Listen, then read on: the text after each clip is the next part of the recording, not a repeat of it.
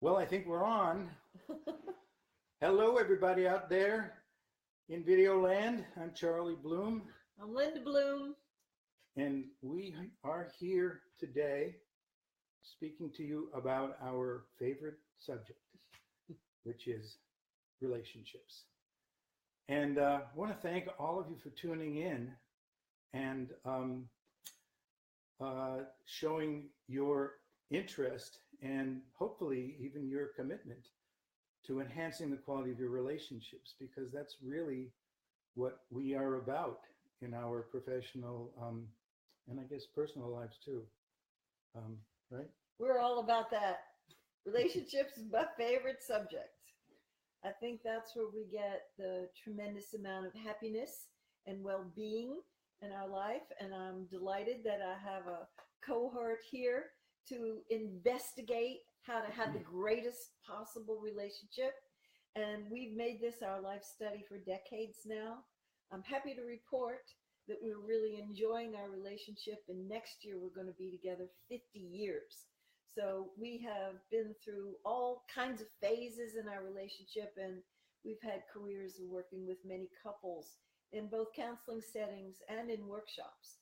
And one of the topics that comes up over and over and over again is there's one in the pair that wants to make a deeper connection, heart connection, more feeling talk, more rapport. That would be Linda. Yes, that Although would definitely. I'm getting better. You come a long way, Yeah. baby.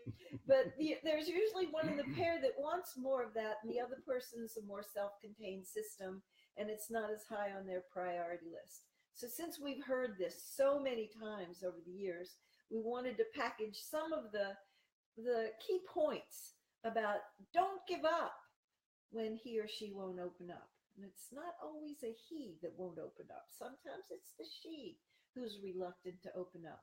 But with patience and persistence and some artful, skillful engaging of them, being the invitation, there can be a tremendous amount of emotional intimacy that will enliven your relationship.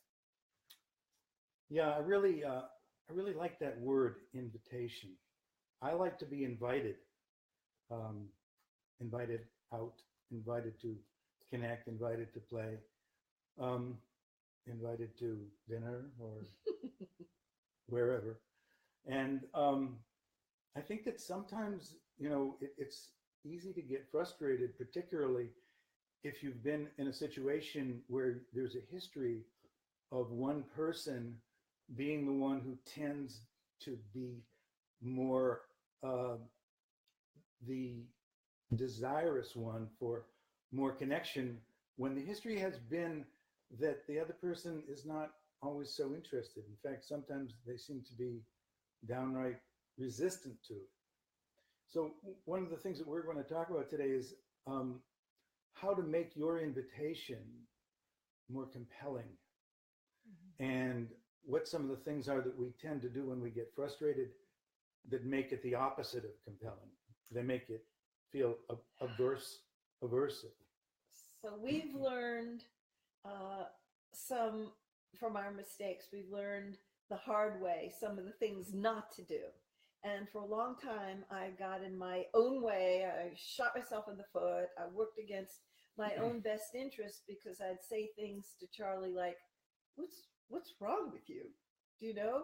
I'd say things like, why are you so shut down? Why are you so withheld? That's an example of a non-effective invitation. This is not a good invitation. That did not make me want to engage more. Oh, really? Well, thank you for telling me that, I'm just a stone block of uncaring, selfish wood. Now, fortunately, this was many years ago, but I can remember it vividly.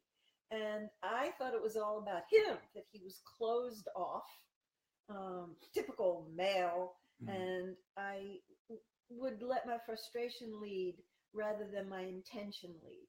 But I'm a good student, and I learn from my mistakes. And I learned about the idea of enlightened self-interest, about appealing to the other person's enlightened self-interest. So let me say a little bit, or unless you want to No, go for it. For those of you who are not familiar with the term, I love it because it really is what we have come to see as the foundation for great relationships. I mean, it's that big. And what it means is it's when a person reaches a place of understanding and recognition that what is in their partner's best interest is ultimately going to fulfill them, and it's going to serve their needs and their interests as well. So when you have two people, each one of whom is really committed not only to taking responsibility for providing for their own needs, but also as committed, not necessarily more or less, but as committed to supporting their partner in that. You have both people who are doing those two things, then you create a cycle, a positive cycle rather than a negative downward spiral, but a positive cycle of mutual reinforcement and enhancement that can just go to literally inconceivable places. So when I got this concept about appealing to him in a way in which I was touching on something that he really wanted, of course we wanted, both of us, to have more closeness. We wanted more harmony. We wanted more emotional intimacy. We wanted to have the best possible sex. And we wanted to have less frequent arguments. And so if I would phrase in the beginning in the form of introductory remarks, I would like your attention. I want to have a conversation. Do you have 10 or 15 minutes to really show up and be present with me? You don't even necessarily have to say anything. Would you just listen to me? And then I could model for him outflowing about some of the things that I was feeling, some things about my needs, some vision about what I thought a great relationship would be if we were co-conspirators to create that together. So I was appealing to him about how could we have this be a win-win. I really want to have more communication with you. I want to have more connection with you. I want to be closer with you.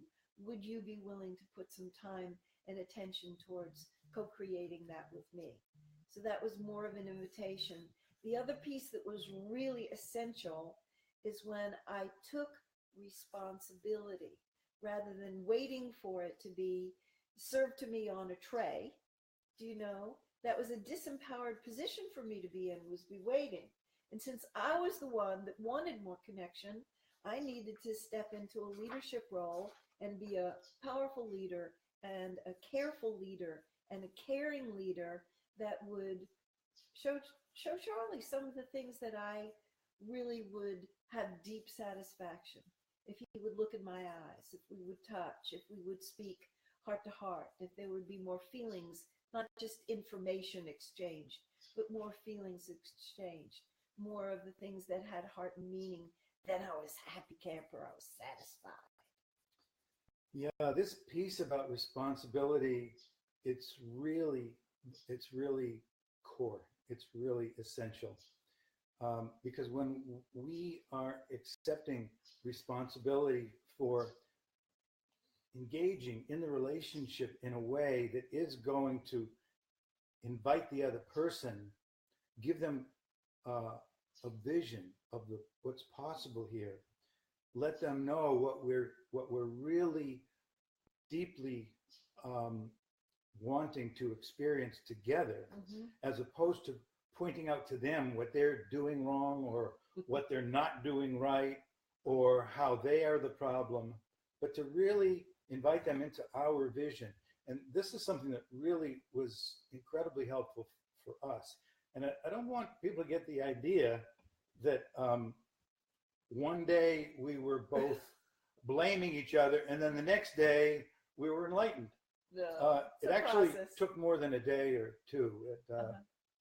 We're talking, in our case, I mean, this whole process unfolded in months and even years because it's gradual. And we had a history that we had to undo. I mean, we had to neutralize a lot of our negative associations with each other, because part of the reason that I was not particularly enthusiastic about wanting to connect or wanting to have a meaningful conversation. I mean, for me, the four most terrifying words in the English language were, we need to talk. Uh-huh.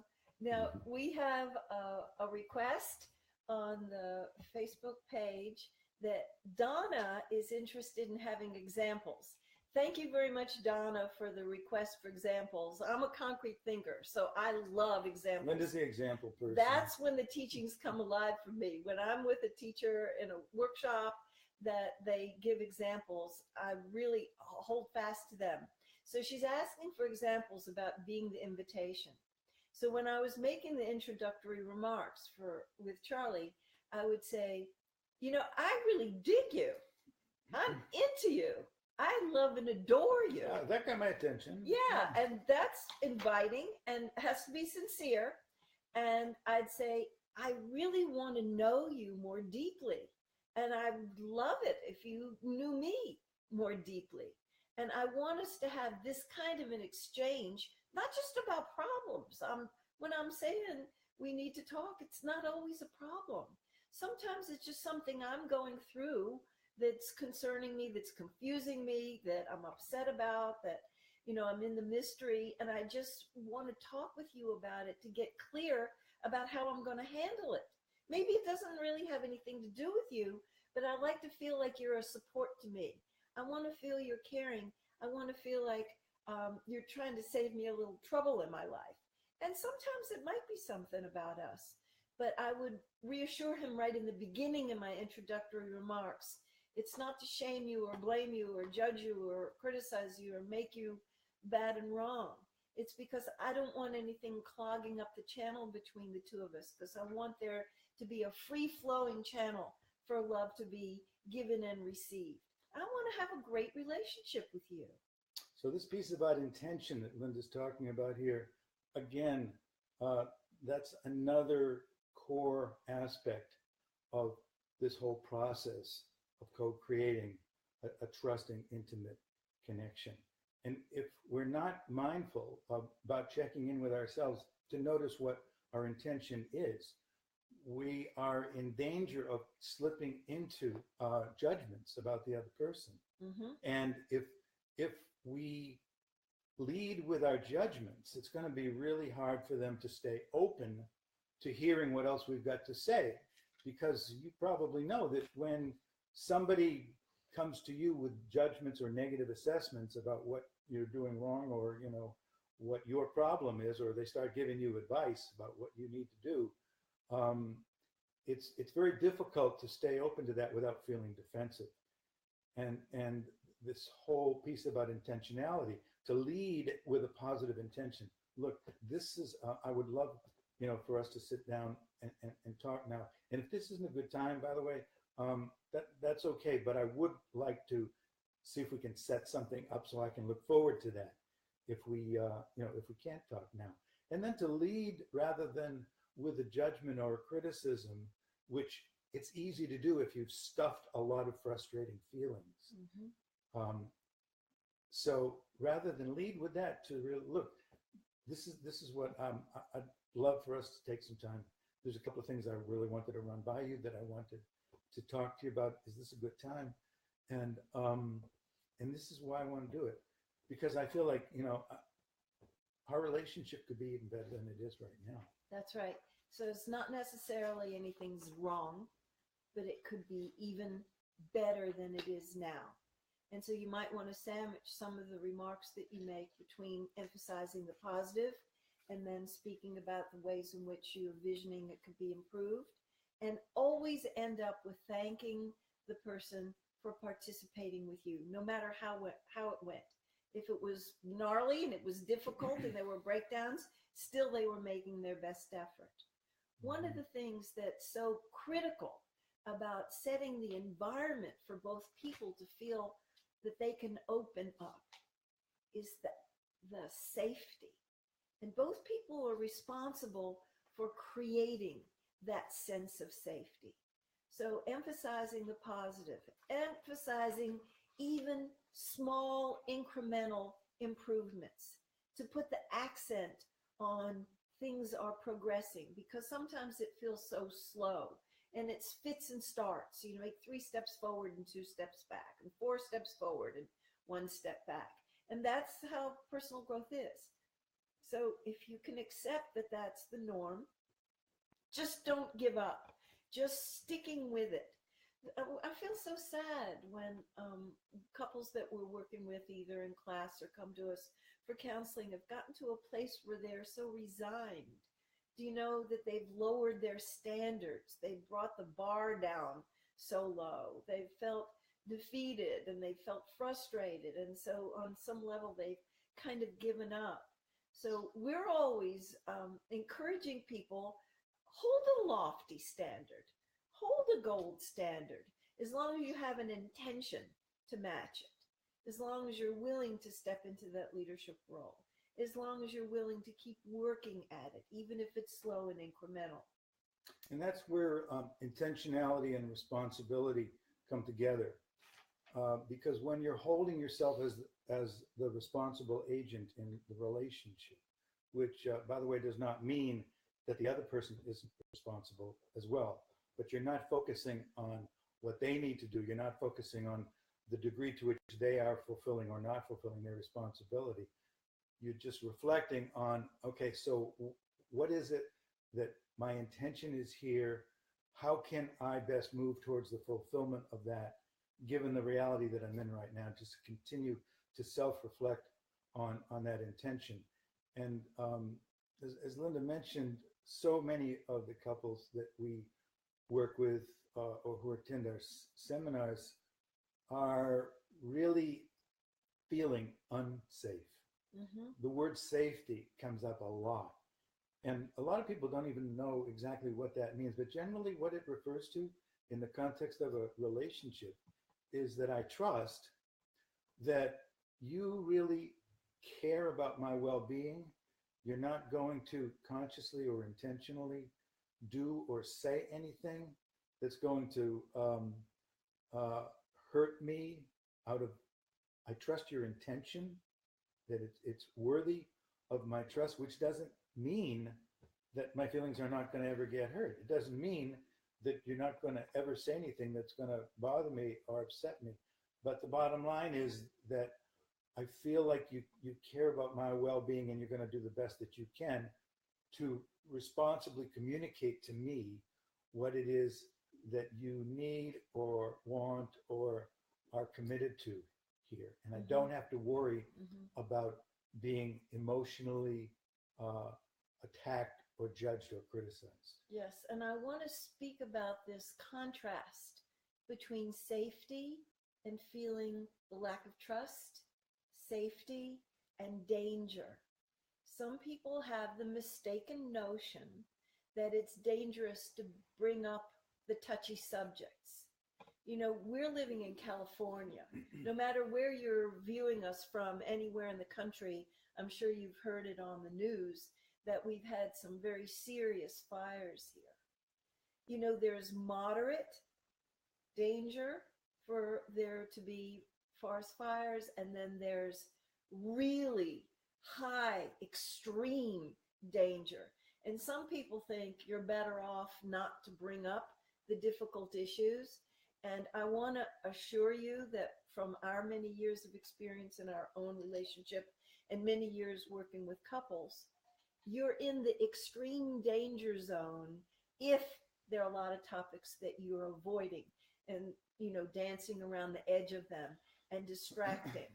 You know, there's overt, I don't want to talk about it, and then there's covert, just staying so busy and distracting that you don't handle those issues, because you can get away with it for a while, but the issues that are left hidden and incomplete are accumulating all the while, and that's what puts you in the high intensity danger zone, that your relationship could burst into flames. And there could be so many incompletions that have not been addressed that it can end up not damaging your relationship, but costing you your relationship, like your whole house burns down. So I just want to note a caution. This is a cautionary tale. If you're feeding yourself this idea that you're better off leaving the subjects unattended to, think again. Yeah, we're going to be doing another talk in the future, the not too distant future, about what Linda referred to as incompletions. and how to handle them when they come up. And it's not an if, but it's a when, because they do that unfinished business, the things that we would just rather not talk about because we're too gun shy, because we've tried it before and it's blown up in our face.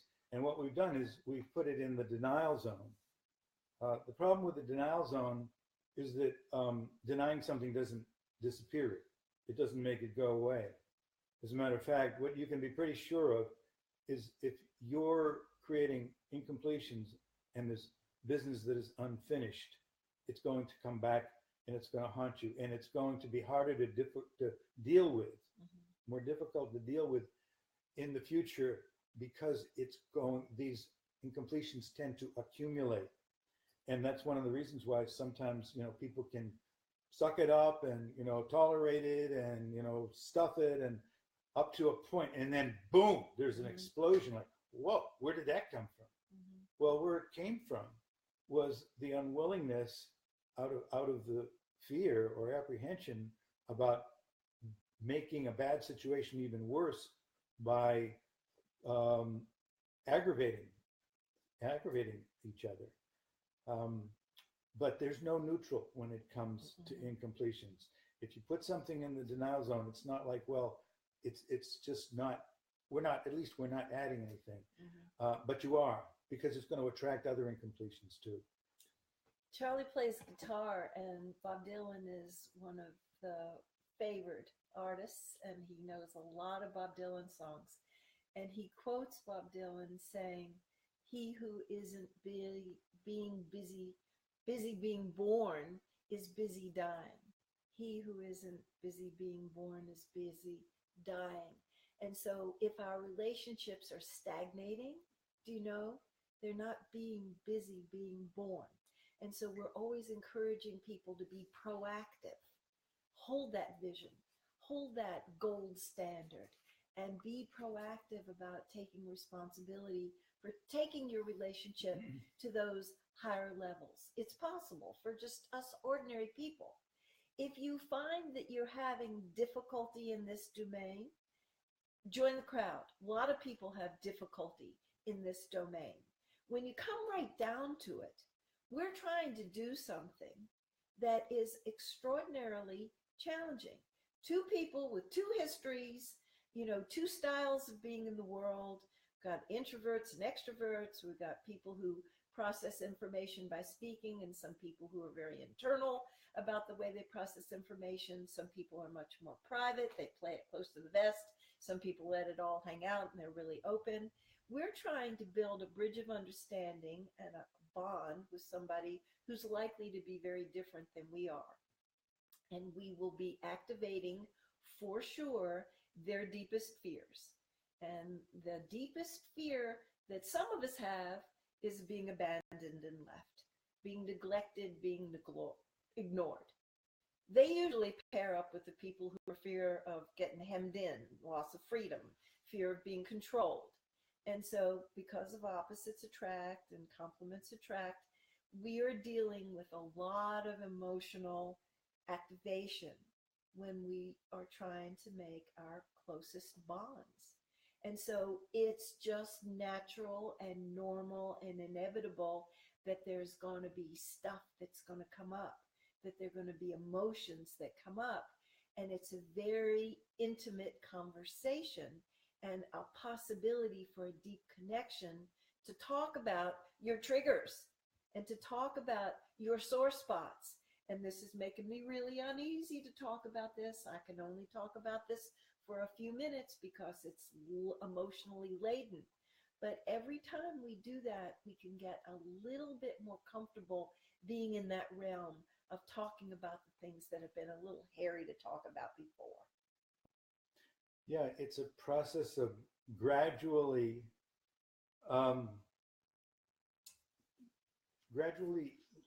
really beginning to learn how to trust that we can do it in a way that produces a different outcome.